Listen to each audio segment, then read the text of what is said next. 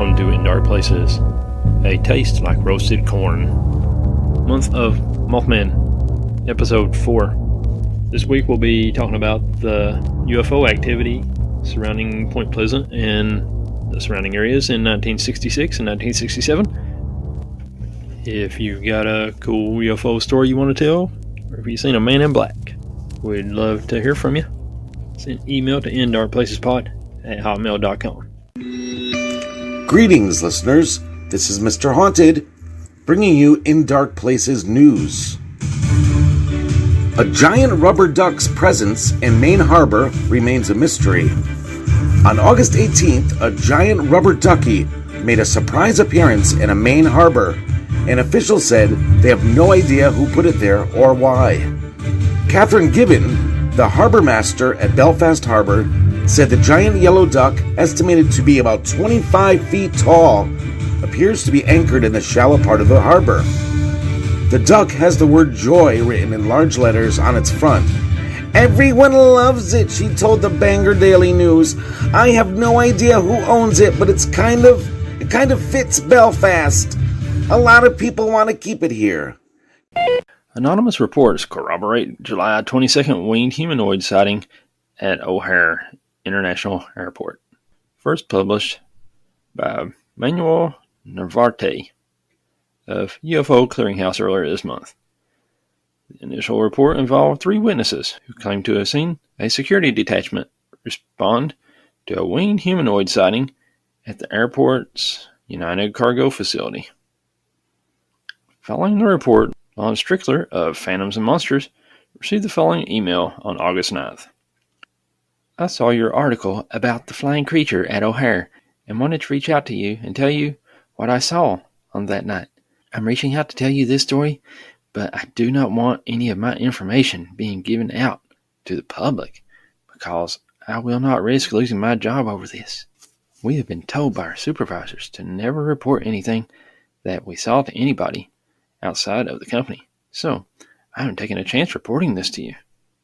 We were unloading a cargo plane that had just arrived from the Miami hub when a couple of people noticed this large person that was standing over by the fence about 40 feet from the plane. It was tall, about 7 feet, and was completely black, but with some solid red glowing eyes. We radioed it in since we figured it was some idiot that might have scaled the fence and was wandering around the tarmac. We were told to report anything suspicious we see to our supervisors, who will then call in security, take the person away. The security people came within 3 minutes of our call and had shined some light on it when I saw that it was black and had a large pair of wings. It then took off into the air and started making a loud sound before flying off. After it flew off, a bunch of other people showed up, including many of our supervisors. We all heard about the things that are seen around the airport, including the Mothman, but I never believed it until I saw it with my own eyes. I talked about it with some of my friends, and they saw the same thing, but we're not going to say anything because we were told at our meeting that we were not to report anything we saw to anybody but our supervisors. We were told, do not report to the news or anybody who asked about what was seen at the airport. I am submitting this to you because I want to remain anonymous, because I have had this job since I left the Navy, and I don't want to lose my job or my benefits. I have been here over 6 years, and I have a family to support and cannot risk losing my job over something like this. I know it sounds incredible, but I can promise you that I am not telling you any lies, and that everything I told you happened. I know there are at least 8 of us working that day on this plane, not counting any supervisors or tug operators working around the area. I'm doing what I can to prevent my name from being posted or somebody from my company finding out that I reported this. I am willing to talk only by email, but that is it. No, I will not risk losing my job over this report, and I will not risk my name being put out there and people thinking I have lost my absolute mind." Strickler said he corresponded with the witness, who is seriously fearful of losing his job because he came forward. "I only refer to the witness as EW," he added. That fear has been a common narrative element of many winged humanoid sighting reports from people employed at O'Hare, and has hindered the ability of investigators to confirm the identities of witnesses and follow up on the sighting details. Strickler later told the Singular Fortean Society that he had once again corresponded with his source at the airport, a ground supervisor for one of the airlines, who said, "I'm sorry, Lon, for not wanting to talk over the phone, but they called a meeting yesterday before we started work, and we were told that for security purposes, we were prohibited from talking to anyone regarding these sightings. We were told that they have determined that it was a large seagull or heron, and there was nothing unusual about it. For the sake of security, we were prohibited from talking about it, and that if we did, it could lead to immediate termination. So you can see why I'm not willing to talk over the phone." The day after Strickler received the previous report, Manuel Navarrete of UFO Clearinghouse published a report that he had found in the Mutual UFO Network MUFON case management system. That report, case file 117223, shown below, also purportedly came from a member of the ground crew working during the July 22nd sighting. "I am part of the ground crew for a major air cargo facility at O'Hare. We were working on unloading a cargo plane that had arrived earlier that morning. I was operating one of the lifts that lifts cargo containers down from the plane to the ground. It was about 10 at night when the call came over our radio said there was a report of an unknown person being seen on the tarmac near the fence. I began looking around, and I saw a large man standing approximately 50 feet away from us, near the fence, separating us from the road. He must have been close to 7 feet tall, but I was not close enough to tell for sure. He was wearing what looked like a black coat and was just standing there. I radioed my supervisor that I saw someone over by the fence, and my supervisor ran over to where I was at. By this time, the entire ground crew was aware of this man's presence and was radioing in to their supervisors. It must have been no more than 20 seconds after that the first of many airport security vehicles showed up. One approached the man from the other side of the fence, while another two drove past us and stopped short of the man, who by this time was easier to see with the car lights on him. It did not look like any man I have ever seen. He was solid black and had red eyes that must have been reflecting the lights, like a cat's eyes. It also had wings that were now spread open. It must have been 15 feet from tip to tip. This man let out a loud screech. It sounded a lot like a barn owl when it tried to warn you away. This man then started flapping its wings and took off. You could hear the sound of the wings as it took off into the air and was gone in seconds. I was honestly scared for my life and started to pray for protection. I know in this world that demons walk among us, and I was certain that whatever this thing was, it had to be demonic and an agent of the devil. A lot of my co-workers were also very frightened after this thing took off. Many of them ran inside the safety of the plane when it took off. I am certain that this was a demon, and it must have been sent here to frighten us. Strickler, who also published a MUFON report to Phantoms and Monsters, said, "From the information gathered, I suspect that the MUFON CMS report came from another member of the cargo ground crew working with EW. I believe that these were employees of FedEx because of the sighting, proximity, and distance from the tarmac. As reported previously, the O'Hare management and carrier companies are taking these winged humanoid sightings very seriously and have warned all employees to not contact us. We are so grateful for those folks who have come forward and who continue to assist us in our determination to find answers," he added. That was from SingularFortean.com.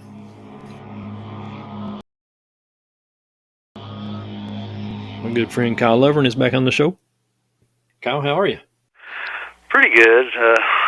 Still getting over my recent eye surgeries, but I'm doing a little better. Working, and how it is. You gotta pay the bills. So still working every day, but glad to see a little bit cooler weather here.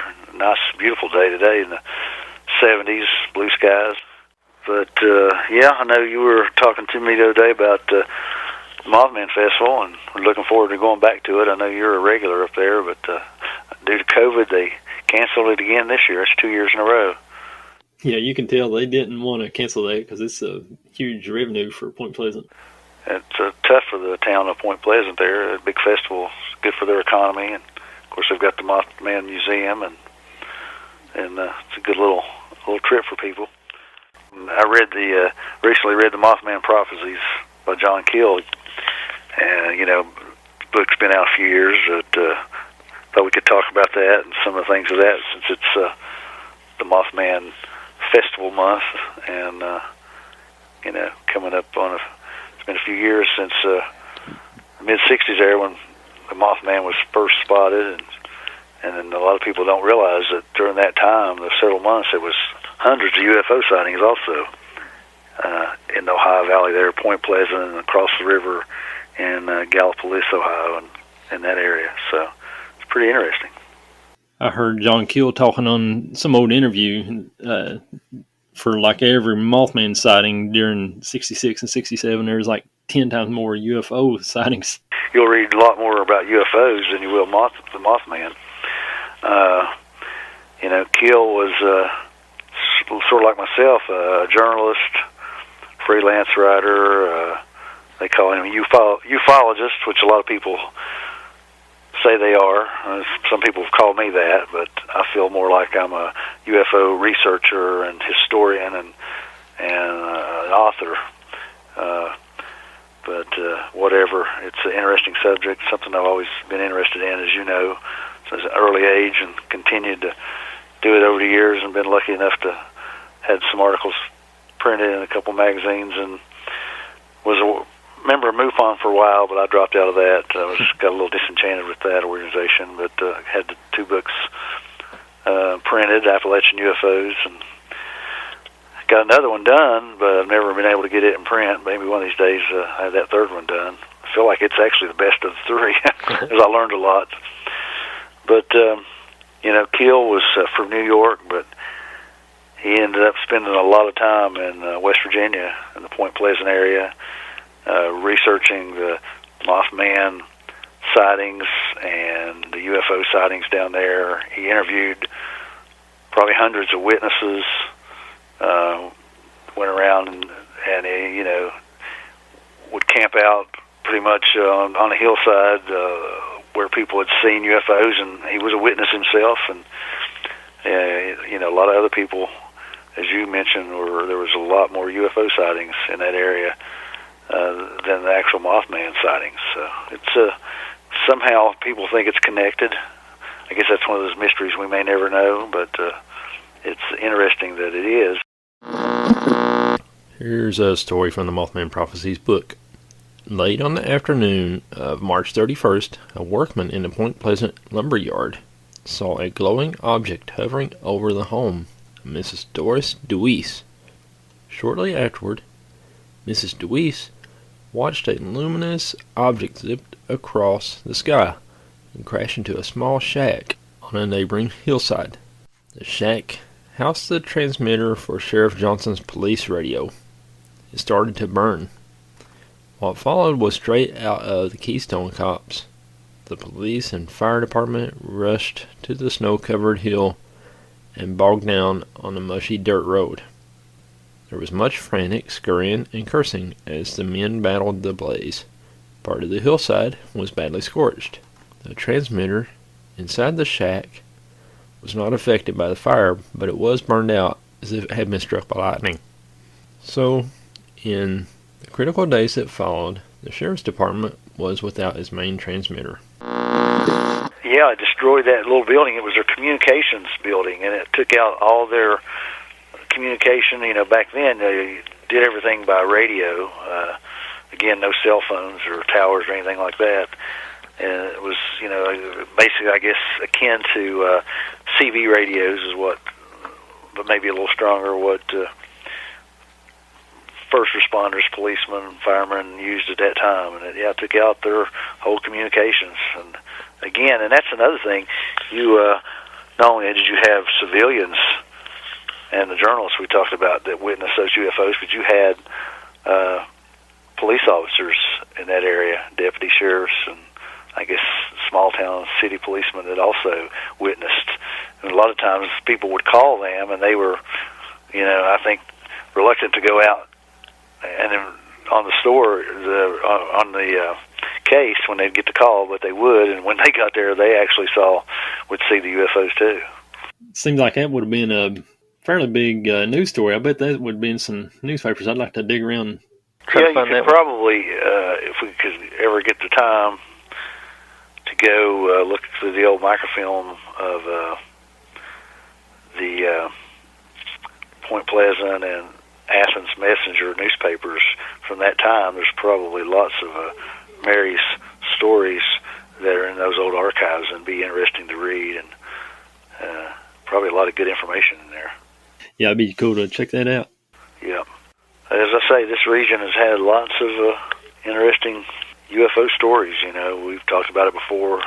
The Braxton County monster, it was dubbed. It was actually a UFO case, and I've touched on several other, just a few people that I've talked to that on the stories I had that witnessed UFOs, and you'd be surprised at the others that if I was just out at a book signing or just out somewhere, and people would come up to me and start talking to me because they knew that I was a believer, because a lot of times they didn't want to share their story or talk to anybody else about it. And it was, lots of people have seen some strange objects in the sky. From the Mothman Prophecies. The destruction of Sheriff Johnson's transmitter is just one small part of the scenario. Telephones, too, went bonkers that week. It seemed as if half the phones in the valley were either out of order altogether or were clogged with crazy beeps and buzzes. Accompanied by two teenagers, I hiked into the nearby hills in the total blackness. As my eyes became acclimated to the night, I began to distinguish a number of vague purple shapes hovering over a woods on Rolf Lee's property. At first I thought they might be stars low in the sky, gleaming through the natural haze. But when I flashed my six-celled light at one of these purple blobs, it suddenly and jerkily moved to one side, as if it were jumping out of my light beam. Fascinated, I repeated the experiment several times. Then I tried flashing the light at obvious stars to see if this wasn't just some trick of my eyesight. The stars didn't move, naturally. We sat on the hilltop studying the purple blobs for several minutes, when suddenly the whole forest in the valley below lit up and glowed with a bright, eerie purple light. There were no houses or roads down there. It would have been a long hike in the dark, and the boys were reluctant to join me. So we just sat and stared at the glowing forest until the light faded. His book is really interesting. Not to, give it a plug or anything. It's up to people that if they want to buy it, they can, or go to the library. Probably most libraries have it. But it mostly takes place there in the mid '60s, '66, '67, and the book actually came out in 1975, and then, of course, later on, the movie, The Mothman Prophecies, starring Richard Gere, came out later, which the movie is nowhere close to the book. The books are always better. And a lot of times Hollywood sort of takes liberties with books like this. And you and I were talking off the air that I know Travis Walton, who's one of the most famous abductees, who was that happened to him in the early 70s. And they made the movie Fire in the Sky, which was an entertaining movie, but it wasn't as good as the book. And then Travis will tell you that the Hollywood took a lot of liberties with making that movie and wasn't quite exactly what happened to him. and he's actually would like to make another movie and have more control over how they make the movie this time. I don't know if that ever happened. I hope it does, because he's like me and you. We want to see the truth told when somebody comes out with a story or a movie or a documentary or whatever it may be.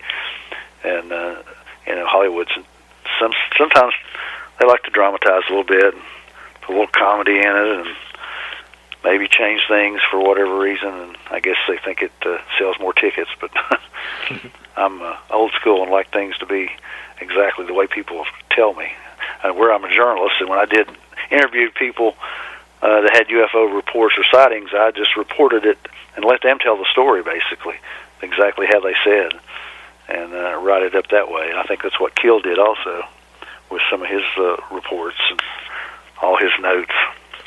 Of course, he passed away in 2009, but he got the book out, and the book culminates, and you know a lot about this, and we know one of the worst disasters in West Virginia history was in 1967 in December. It happened on December 15th.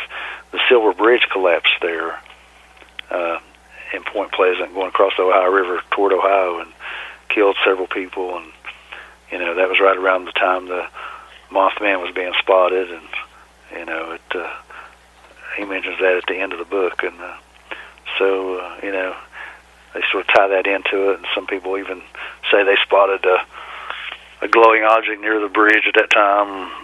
There's even been people who said they spotted the Mothman on the Silver Bridge, but who knows the truth in those situations. But makes it's a real life story. It really happened, and it's not fiction. I would have loved to have met John Keel, but he left here before I ever started going to the Mothman Festival. I missed out on getting to shake his hand.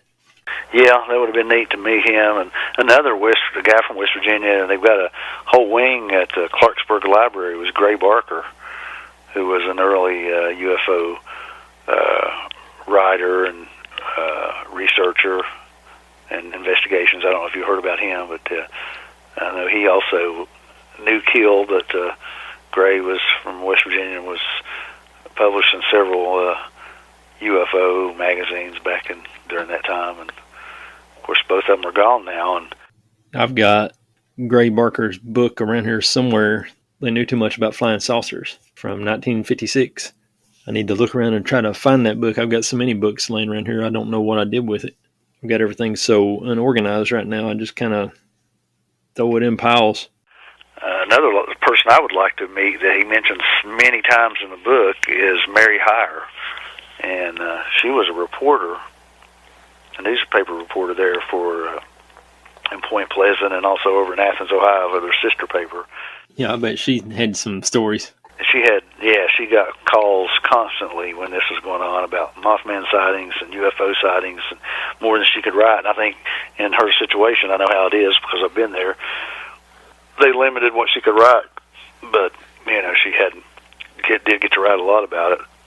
But she went out with Keel. They became real good friends. They actually went out looking for UFOs and witnessed them. And she was a real good reporter. She died very young. She died in 1970 before the book came out, at only age 55. But I would love to have met her. And she in the book it talks about a lot of strange things that happened to her and John Keel and other people. But they got a lot of strange phone calls with beeping noises, and this is before cell phones. If people are younger generation don't even know, all you had was landlines then, and it was a lot of strange things. It was sort of paranormal that happened to her and John and a lot of other people up in that area. And I think that's what the movie tries to lean more toward that. But as we know, there's a lot more to the UFO side of it. But she pretty famous along with her writing and as a reporter, and was well known, and she was right in the heart of it. Probably talked to hundreds of people, and she had dealings with what we know is now as Men in Black, the MIBs.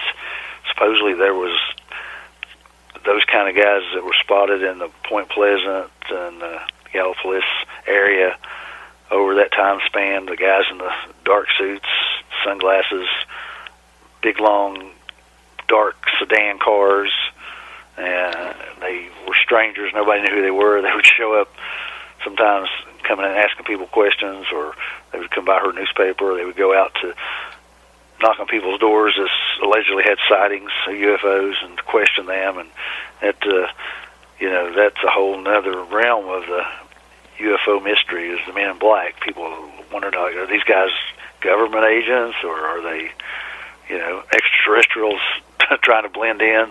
That's another theory. It's just been a lot of different theories there about the Men in Black. And then Keel talked about, many times in the book, that people up there saw a lot of strangers were dressed differently than what the locals were, and they were dark complected, not necessarily African American, but just dark complected. Some had sort of Oriental features, long noses, strange looking, and they appeared in that area several times too, and would go around talking to people out of nowhere, sometimes in the middle of the night, and acting real strange. And there's several stories in there. You just have to read the book that gives you the creeps. And if it really happened to you, it would be it'd probably give you a weird feeling, and you'd be like, who are these guys anyway? This is also from the Mothman Prophecies book. The next night, on Saturday, April 1st, Mary Hire and I drove up 5 Mile Creek Road below Gallipolis Ferry until we reached a hilltop which commanded a view of the hills and valleys I had visited the night before. There was a single farmhouse on the hill, and the people who lived there went to bed at 9:30 each night, being early risers. So the whole area was silent, deserted, and without lights throughout the night. A few minutes after we arrived, Mary pointed out a small reddish light low on a steep wooded hill south of our position. It appeared to be blinking on and off and bobbing up and down in a manner quite different from any of the stars on the horizon. While we watched breathlessly, barely speaking, it slowly circled the distant fields and woods and crossed in front of us, edging closer and closer. The farmhouse was about 75 feet in front of us. The object now appeared to be square or rectangular. It could not be mistaken for a star.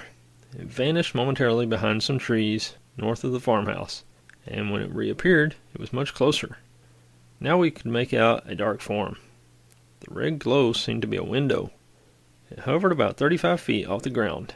I thought I could see a shadowy human figure in the window, but Mary thought it was some kind of partition.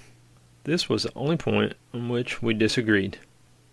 We sat transfixed for several minutes, fully expecting the object to land directly in front of us and ask to be taken to our leader. I finally got out of the car and flashed my powerful beam directly at the object. It responded instantly, quickly shooting straight up into the sky, the red light going out completely. I guess I blew it, I groaned, but there would have been other nights and more funny lights.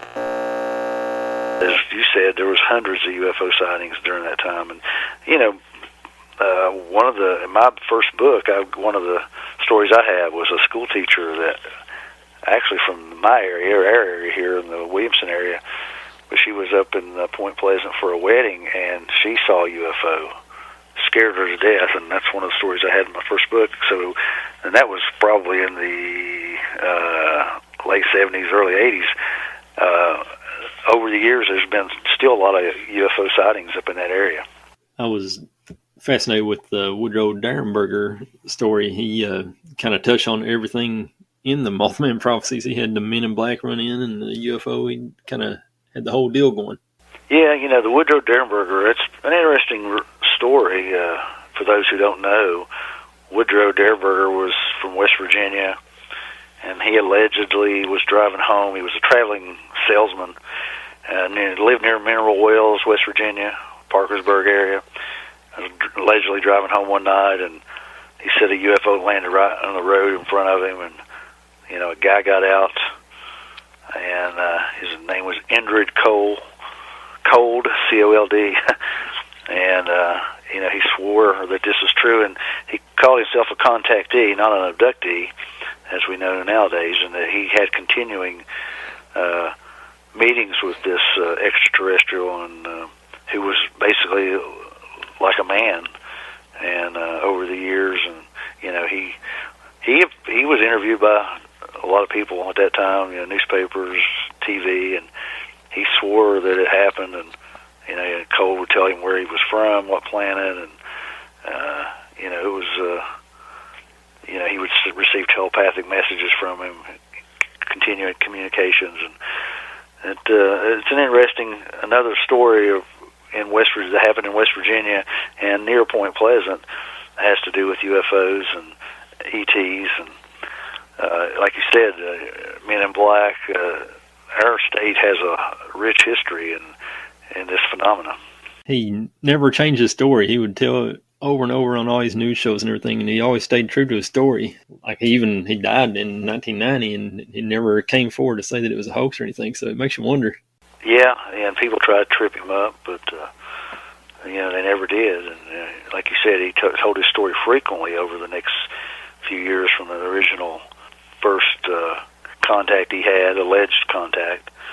And like I say, John Keel interviewed him also and talked about him a little bit in this book. And it's pretty interesting. I haven't actually read his book, but he's got the one called Visitors from Lanulos, Lanulos.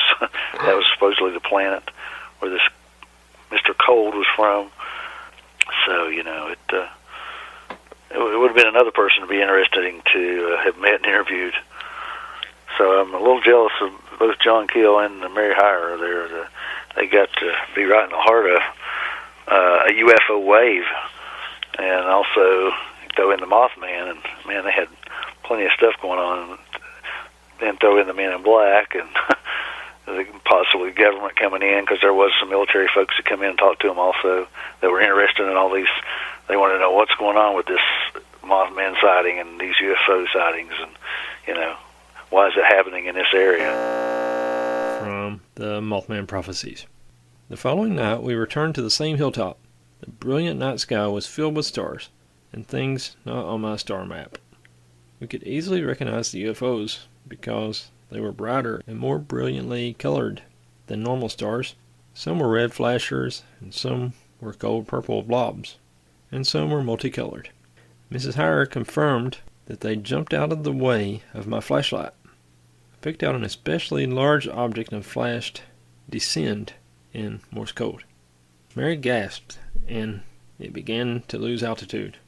"It looks like it's falling down a flight of stairs," she noted. We were watching the famous falling leaf motion, which has been described by many UFO witnesses.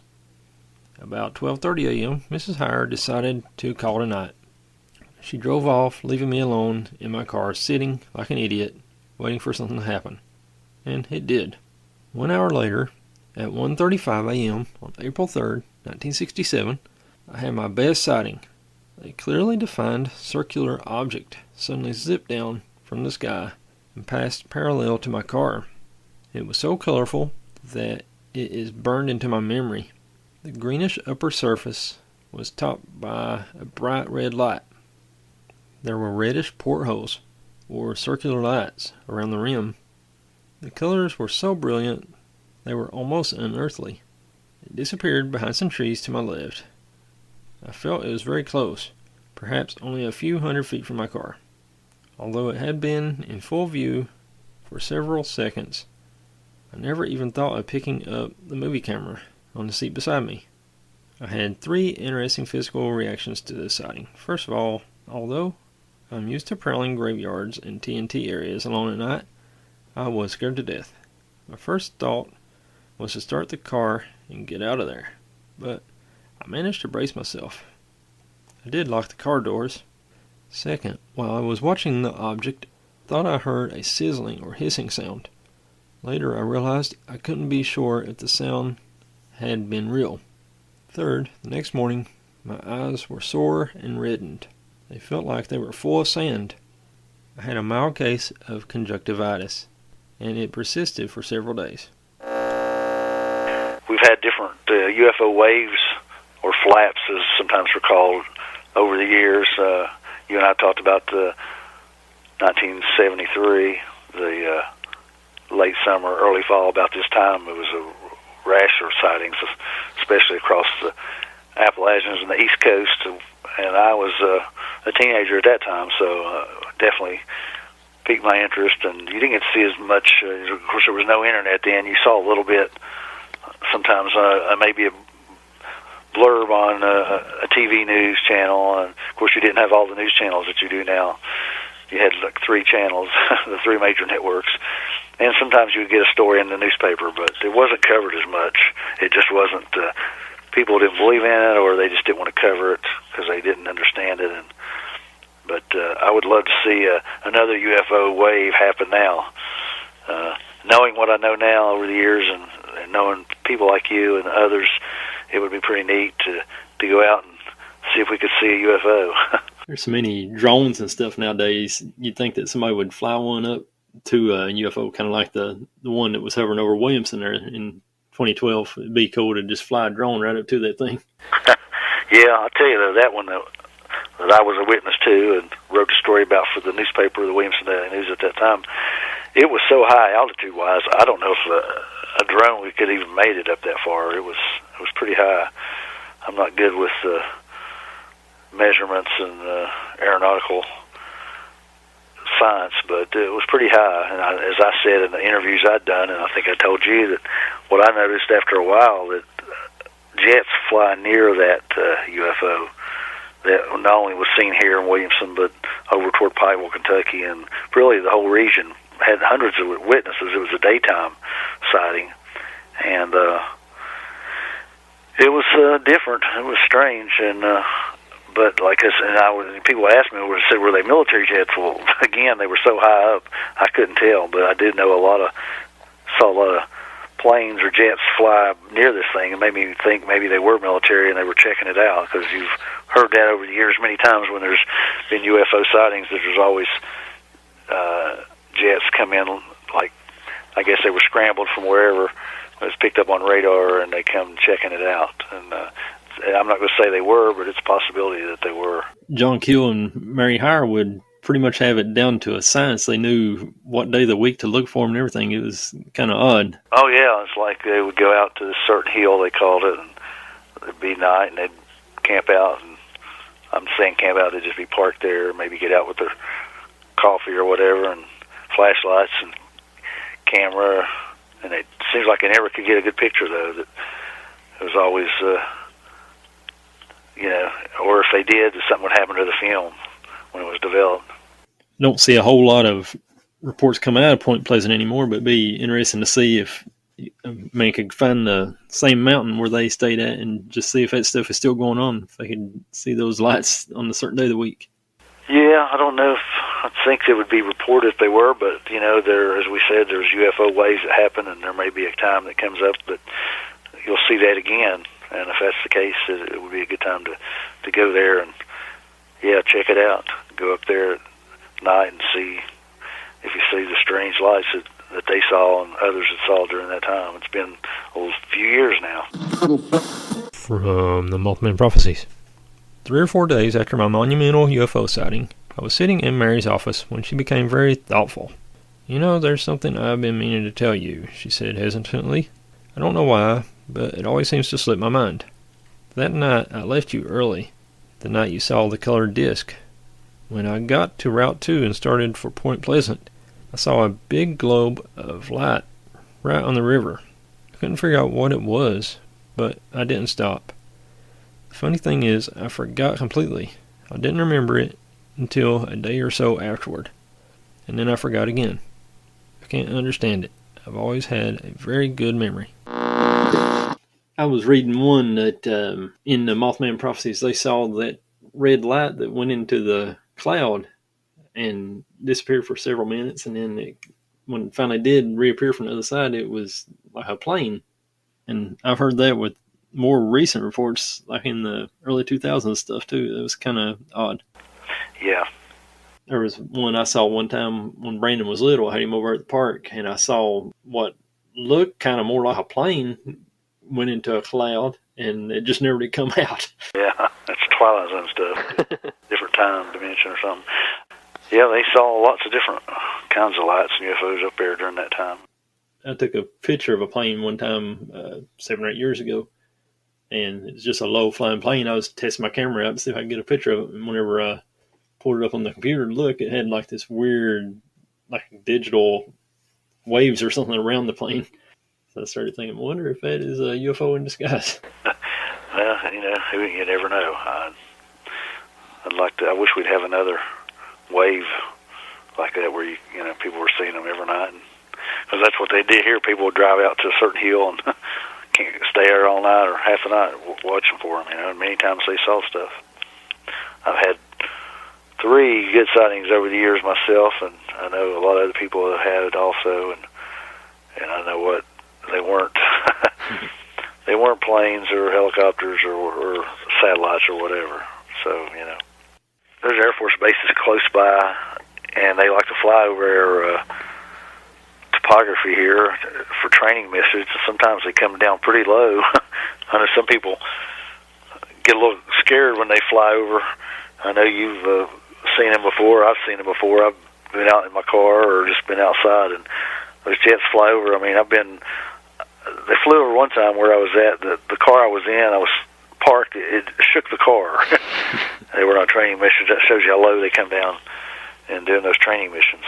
So you got to admire those pilots and anybody in the military that are doing those missions. It's pretty cool that they sometimes practice and train over our area. But as far as Mothman, there's been alleged sightings at other places over the years. I don't know if it's just somebody gets excited when they hear about it or read about it or see the movie, but in different places. I think you mentioned there have been sightings in Chicago and other places. And then I always wondered if it was, there's been reports of, they call them Thunderbirds. You've heard of those, or winged creatures that look like a man.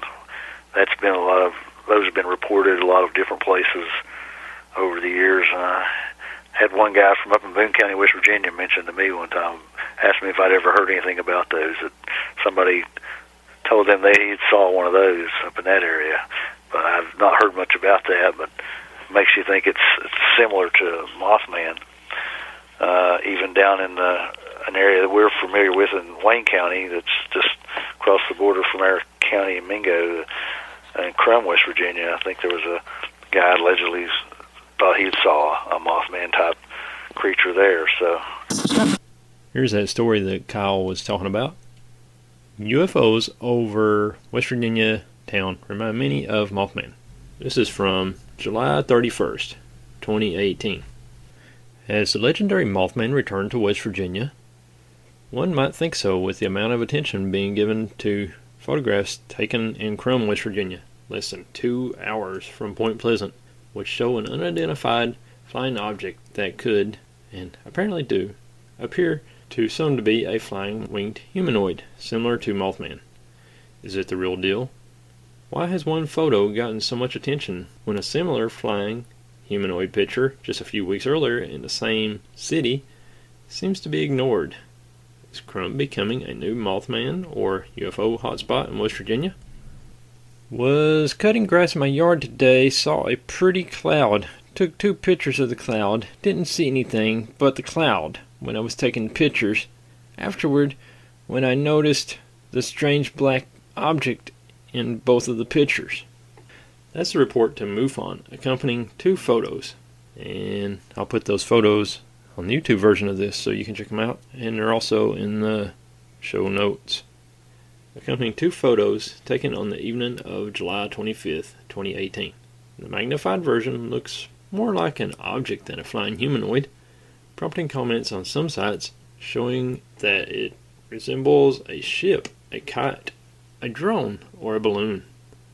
On the flying humanoid side, there are suggestions of Mothman or a human in a flying suit, glider wing, or parachute. I was taking pictures of the clouds and sunset in Crum, West Virginia around 5:30 p.m. on June 15, 2018. At the time of the photo, there was no birds of any kind flying. I didn't even notice it until later when I was checking my photos. I took dozens of photos that day. and this was the only image with the strange dark-looking object in it.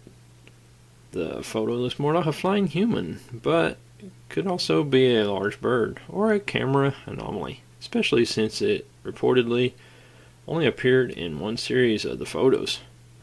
That could explain why it hasn't received as much attention as the later photograph. Why Crum? The southwestern West Virginia town is tiny, population around 182, close to the borders of Ohio and Kentucky, and about 100 miles from Point Pleasant. Speculation that these photos might be humans in flying suits or parachutes comes on the heels of an article by Nick Redfern, which details how some people believed at least some of the 1966 Point Pleasant Mothman sightings were actually Green Beret parachutes wearing luminous paint in secret training exercises before being sent to Vietnam. Parachuting, parasailing, personal gliders, jet wings, and jetpacks have come a long way since 1966. Could these new sightings in Crum be something similar?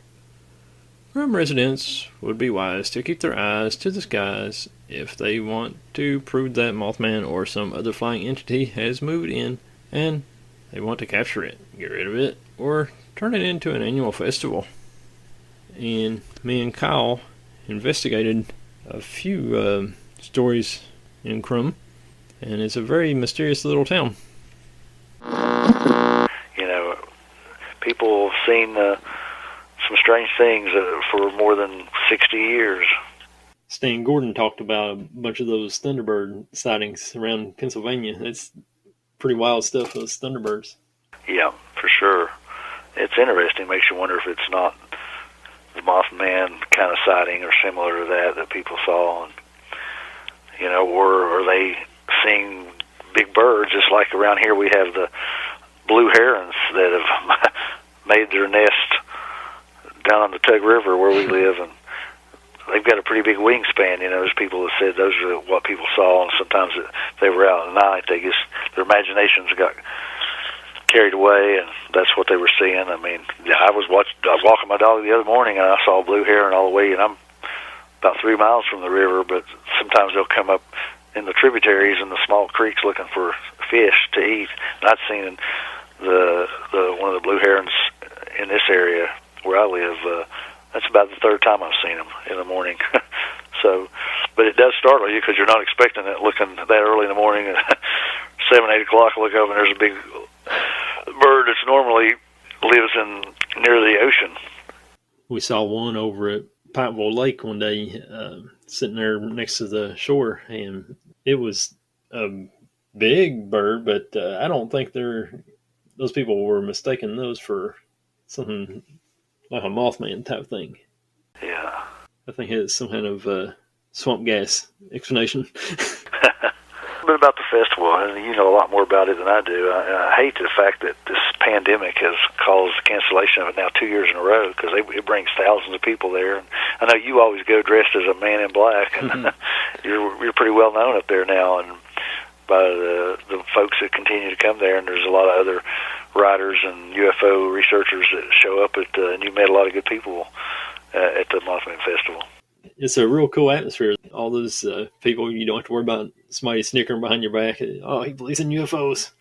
People that are like-minded, I guess I would say. That's why they're there in the first place. So, pretty cool. Yeah, it's neat to get to meet all those authors and stuff. They're just sitting around at their tables out on the street waiting for somebody to come by and talk to them. Yeah. And they've got, like I say, the museum and different people. Those presentations in the State Theater are really cool, too, to hear the authors tell stories from their books and about witnesses and stuff. I always enjoy going into the theater and listening. Oh, yeah, those are always good. I got to go to one of those that they had in St. Albans, West Virginia a few years ago, right outside of Charleston. It was really good, and that's when I got to meet Stanton Friedman and interview him and become friends with him. And you had the Jeff Walmsley, who wrote about the Mothman. He's a teacher.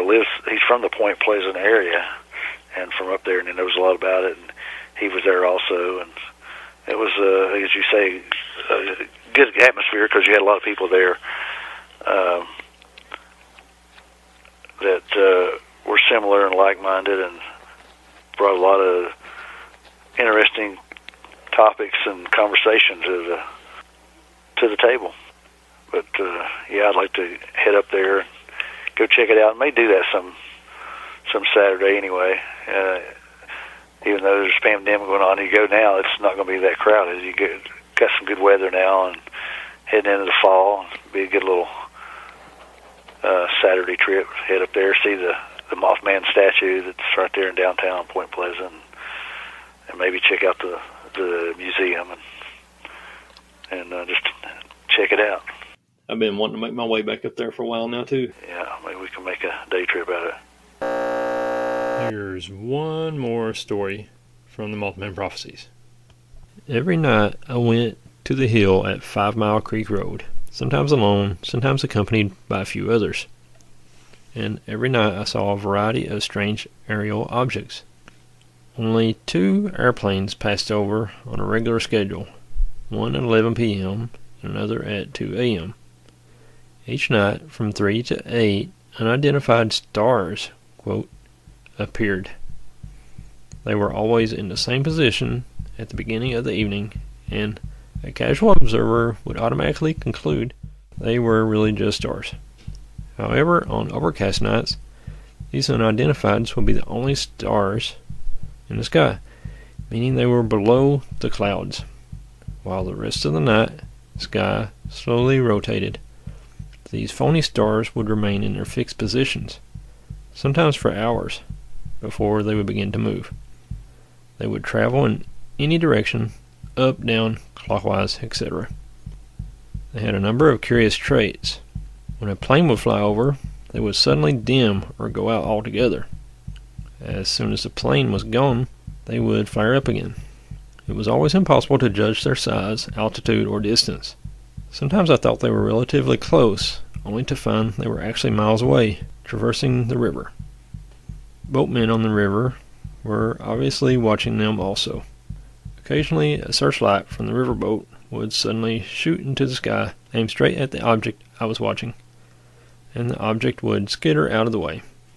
I doubted that these funny lights were spaceships from Andromeda, and I made strenuous effort to find rational explanations. It was interesting, and like I say, he spent a lot of time in West Virginia, even though he was from up in New York. He would go back to New York, though, and continuously stay in contact with Mary Hire and other people that he became acquainted with back in West Virginia and Ohio, and he would hear there was a bunch of other sightings. He would hop in his car and head back down, and even though he didn't have a lot of money at that time, he was just a freelance writer and trying to make it, he would come down and check it out and write the stories. And of course, it led to his Mothman Prophecies book, which ended up being a bestseller, and he wrote a couple other books, and unfortunately he left us too soon.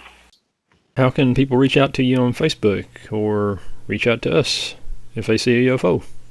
Well, we've got our UFO Facebook page, Appalachian UFO Research Society Facebook page.